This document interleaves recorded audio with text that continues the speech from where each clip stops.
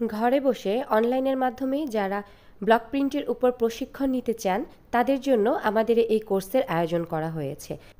Chemical দিয়ে সঠিকভাবে রং পদ্ধতি তৈরি থেকে শুরু করে 3 পিস শাড়ি, কুশন কভার কিভাবে কাজ করতে হবে তার সম্পূর্ণভাবে এই প্রশিক্ষণে শেখানো হয়ে থাকে। হ্যাঁ দেখেন, আমাদের কিন্তু কর্নার এখানে কাটাই ছিল, সো আমরা কিন্তু সেই বরাবরও যদি বসাই দিই তাহলেও কিন্তু খুব সুন্দরভাবে এটা বসে যাবে।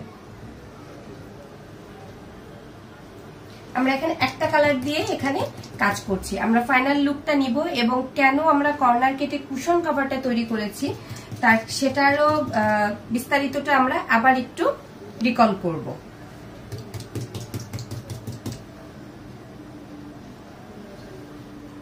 চাইলে এর ভিতরে কিন্তু আরো আমাদের ডাইস দেয়া যায়, কিন্তু সবকিছুর একটা সৌন্দর্য এখানে একটু ফাঁকা থাকলে কিন্তু বেশি সুন্দর লাগছে জিনিসটা দেখতে। আমাদের স্ট্যান্ডার্ড সাইজ 16x16 সাইজের কুশন কভার এখানে তৈরি হয়ে গেল। আমরা দুই ধরনের কাপড়ে এটা করতে পারবো, টুইল কটন কাপড়ে করতে পারবো, সেই সাথে চাইলে ভয়েল কাপড়েও করতে পারবো। এবার একটা বিষয় যেটা দেখার ছিল, যেটা আমরা ফার্স্টে কাজ করেছিলাম, এই যে আমরা এই কর্নারটা কেন কেটে আমরা ডিজাইনটা করলাম, তাই না? এইটার যে সৌন্দর্যটা আসছে, এই যে সাইডে যে কর্নারটা মিশে গেছে, সাইডের ডিজাইনটা যে এত সুন্দরভাবে আসছে, এইটা আমাদের সম্পূর্ণ প্রফেশনাল যে লুক সেটা কিন্তু এখানে ফুটে উঠেছে। বাট নর্মালি সাধারণত যদি ডাইস আমরা ইকুয়াল ভাবে বসিয়ে কাজ করতাম, যে এগুলোর দরকার নাই, ব্লক প্রিন্ট মানেই হচ্ছে ডাইস, সাথে রং নিলাম, দোকানে রেডিমেড রঙও কিনতে পাওয়া যায়, নিলাম বসিয়ে দিলাম হয়ে গেল, তাহলে কি হবে? তাহলে আমাদের জিনিসটা এইভাবে তৈরি হয়, তাই না? যে ডাইসটা যখন হচ্ছে, যে আমাদের লাইফ চলছে, এখানে একটু দেখিয়ে দিই। এইটা হচ্ছে আমাদের, দেখেন, যদি আমরা কর্নারটা না কেটে একটা ডাইস স্কোয়ার ভাবে বসাতে যাই তাহলে আমাদের ডিজাইনটা আসবে এভাবে। এটা একটা প্রোডাক্টের কখনো কোনো সৌন্দর্য বা এটা কোনো সৌন্দর্য হতে পারে না। হ্যাঁ, সবসময় কি হবে, এটা এইভাবে হচ্ছে ডিজাইনটা আসবে। তো যারা আমাদের কাছে প্রশিক্ষণ নিতে চান, সুন্দর সুন্দর কাজ অ্যাপ্রোপ্রিয়েট ভাবে শিখতে চান, তারা আমাদের এই ক্যাটাগরিতেই আমরা কাজ শেখাই। আরো আমাদের কাজ শেখার ধরন হচ্ছে, আমরা কি করি, আমরা কাগজে শুরু করি।